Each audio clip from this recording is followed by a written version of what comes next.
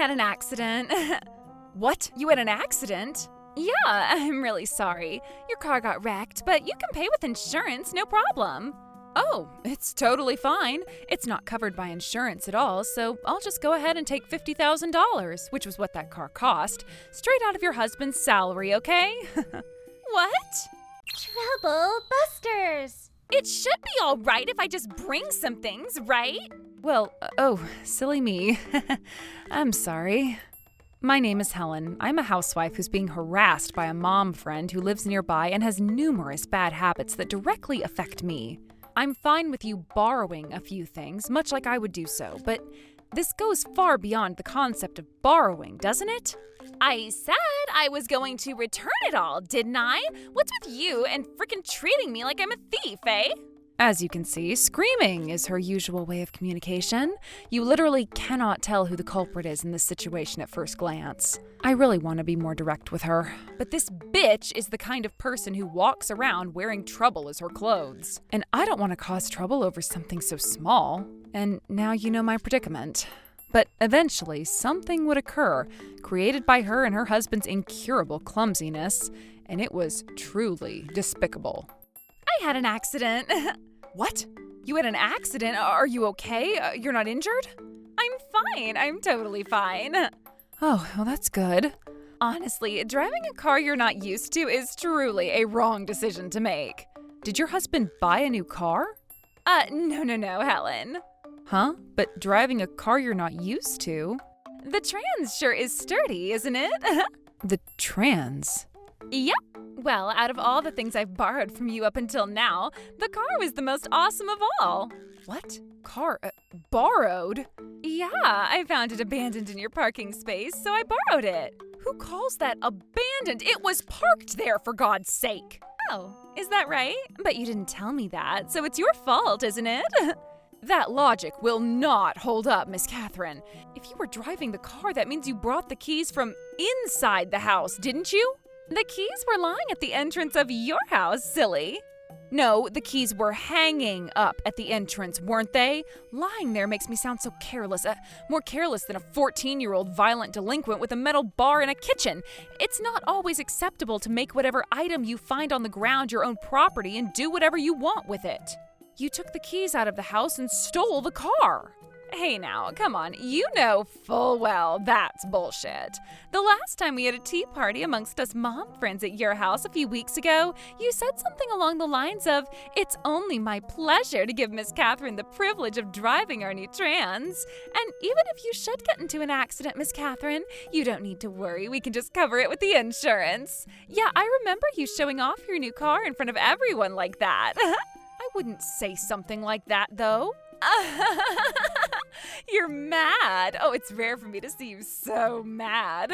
There is no way anyone would believe that lie, you understand? Really? I think it's a more realistic story than if I had just taken your car out of my own accord, wouldn't you agree? No good. This person has no heart of humanity. I've avoided going into direct confrontation with her until now, but now that she's even getting her blood-stained hands on our trans, I am done being patient. I immediately hung up the phone and consulted my husband, Alan. We devised a plan to turn the tables against Mrs. Mommy No Brain and launched a counterattack. Unforgivable. Troublebusters initiate. I'm really sorry, dear Helen.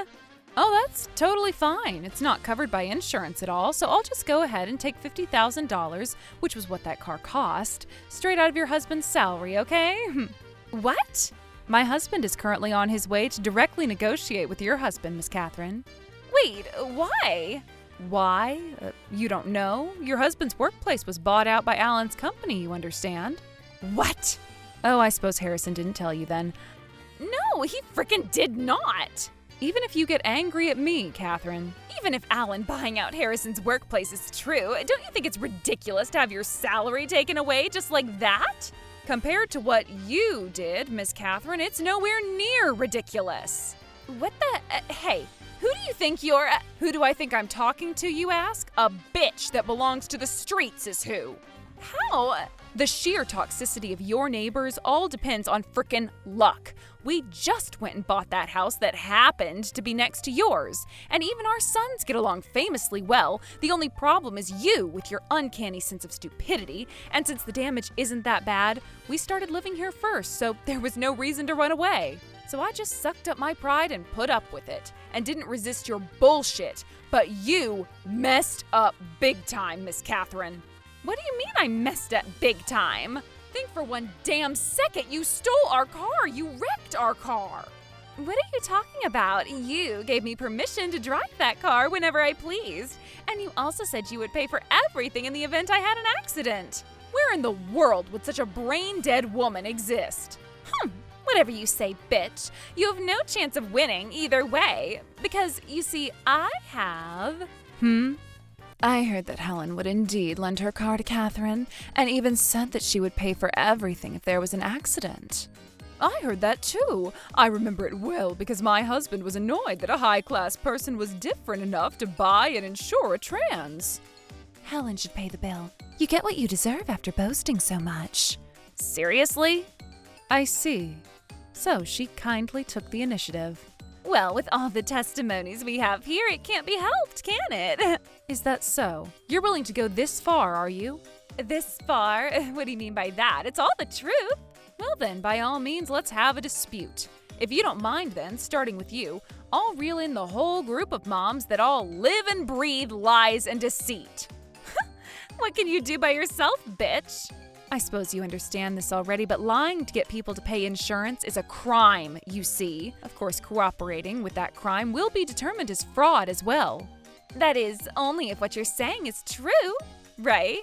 It is true, and therefore divine punishment shall definitely befall you. I suggest you prepare yourself for what's to come. There is something called testimony from my kind mom friends, but do you have some kind of evidence? Yes, I do.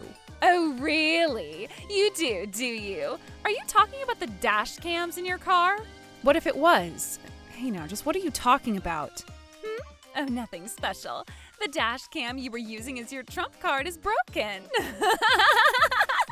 I'm gonna destroy it. I knew all about your trump card ever since I first caused the accident. Serves you right. Serves you frickin' right. Eat my ass. As a woman leagues under myself as a true woman, you sure got so cocky as to live in a house bigger than mine. It's because you drive a frickin' trans like this heap of trash that this happened to you, bitch.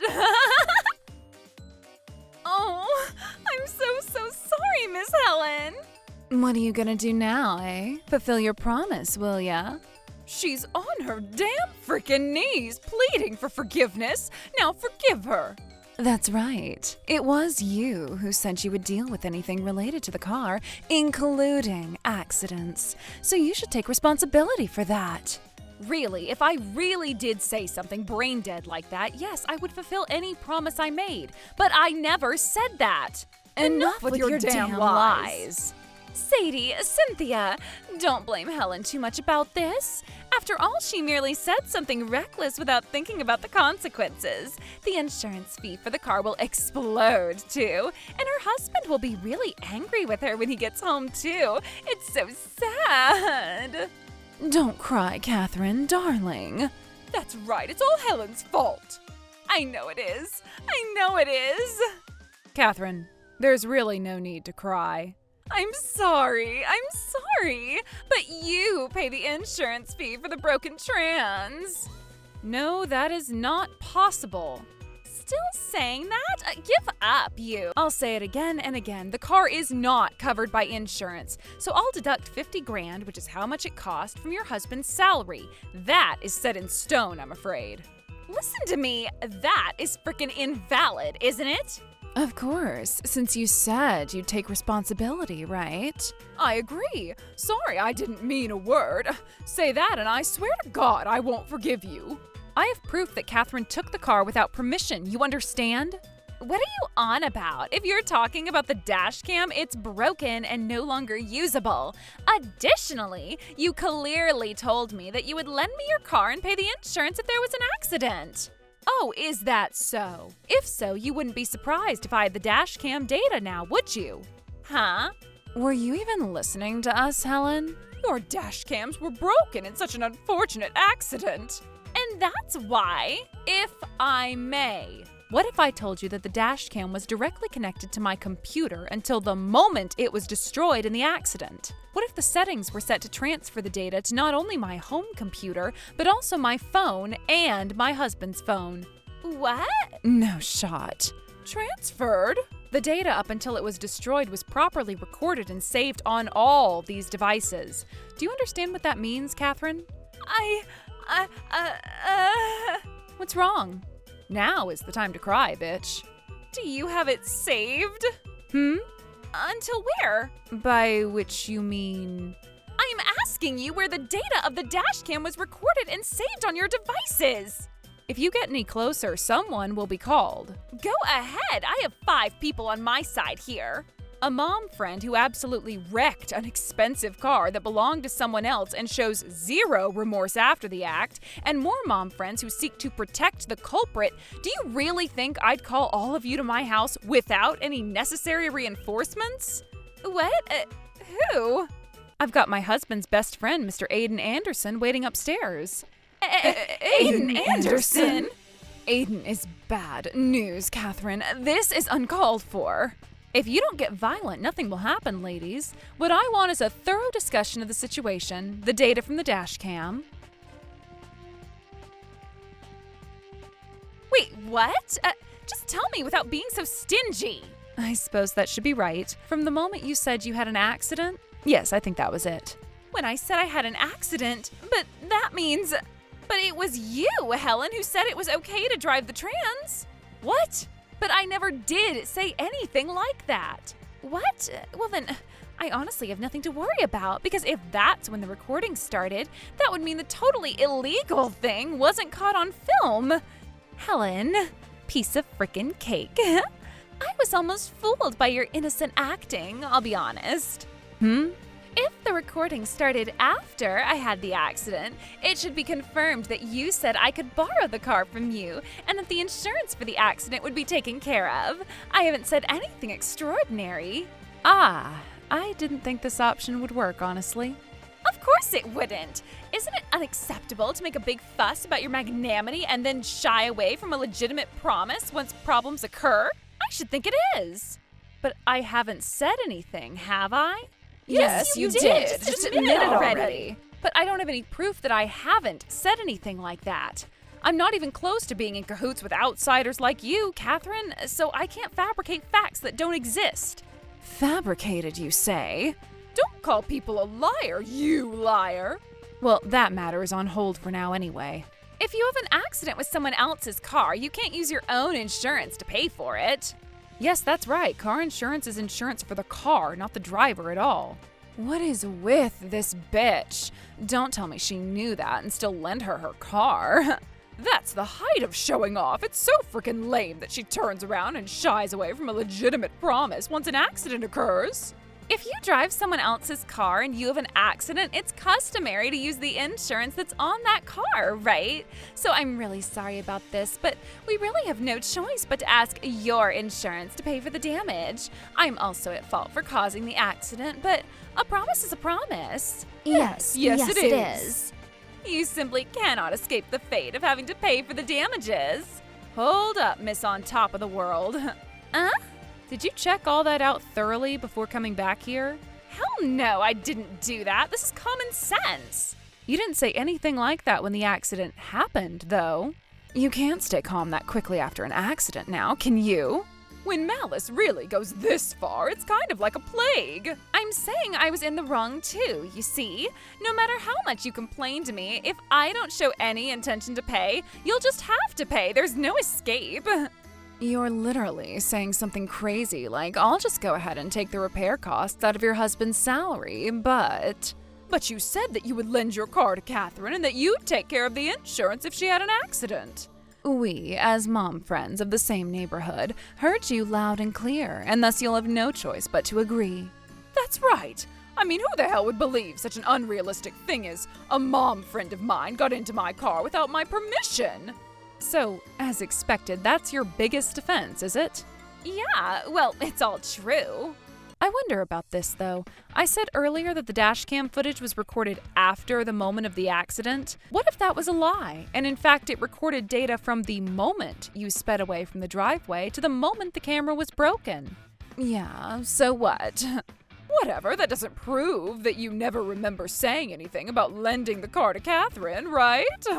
That would be impossible. What? What's wrong, Kathryn? Your face is deadly pale. Helen, what did you do to Kathryn? I didn't do anything. It was she who did it. Ain't that right, Kathryn, darling? Who was the young man in the video? So it was recording? Yeah, it was.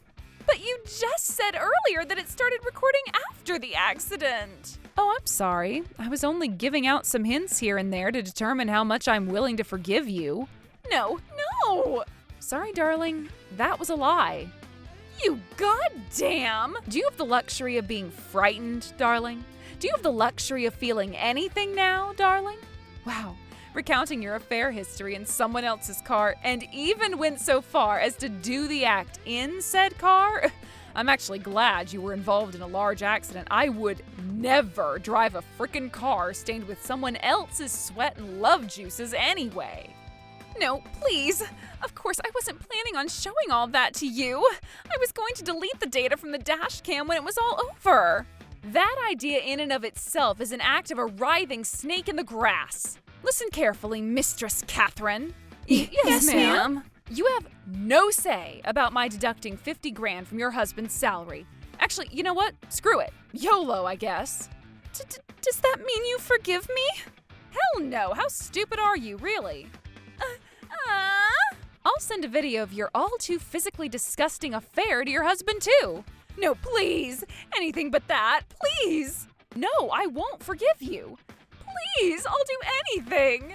If you'll really do anything, you'll receive a punishment that matches my fury regarding this matter.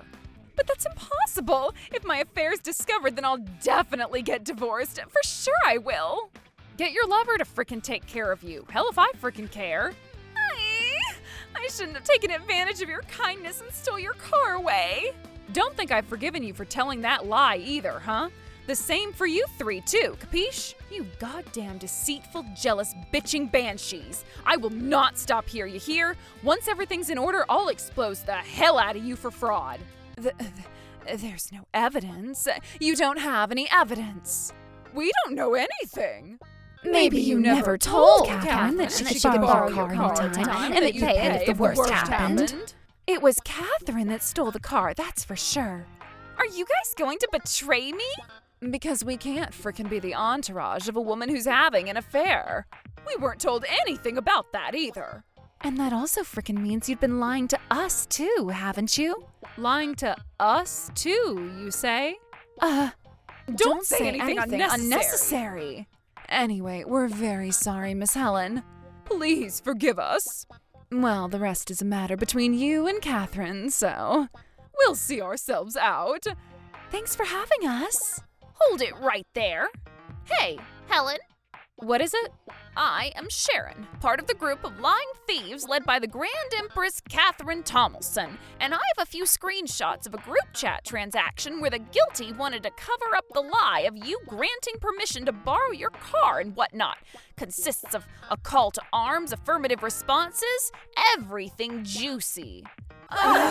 Don't you dare give her any of those. How much to buy them? Selling them? Damn you! Come now, Miss Sharon, are you really going to sell us? Yep, because y'all are frickin' finished. You never tried to stop us from doing this. True, I never did try to stop y'all. But then again, I was never in on the whole charade either. I was Switzerland in this case. The neutral party, remember? The only response I ever gave was, seriously? That's literally the same as not commenting at all. As such, I was never in cahoots with y'all stupid bitches. I was kinda like the great bankers playing both sides of the war with money and weapons and watch everyone massacre each other. And before I knew it, Helen obliterated y'all, so I switched to her side. As a human, I naturally want to be on the winning side in everything. And that's basically why I'm selling info to Helen right now. You frickin' whore! Name your price. Please, don't buy it, please. If we've been found out to be cooperating with this whole fiasco, you'll make our husbands lose interest in us. We all could get a divorce. Sharon, how much? $62. What the? That cheap? Is that all there is to our existence? You've got yourself a deal. No, please, don't buy them. Thanks to Sharon, I also got evidence of the false accusations that I desperately wanted, and I regained everything I had almost lost. In the end, the $50,000 to pay for the car was to be shouldered by Harrison on behalf of his wife. Deductions in his salary, debts to shoulder, and suffered an affair from his wife. All things considered, I feel so much sympathy for him, for he could very well be the biggest victim in all of this, in order to get rid of at least some of his burdens. I will not divorce you.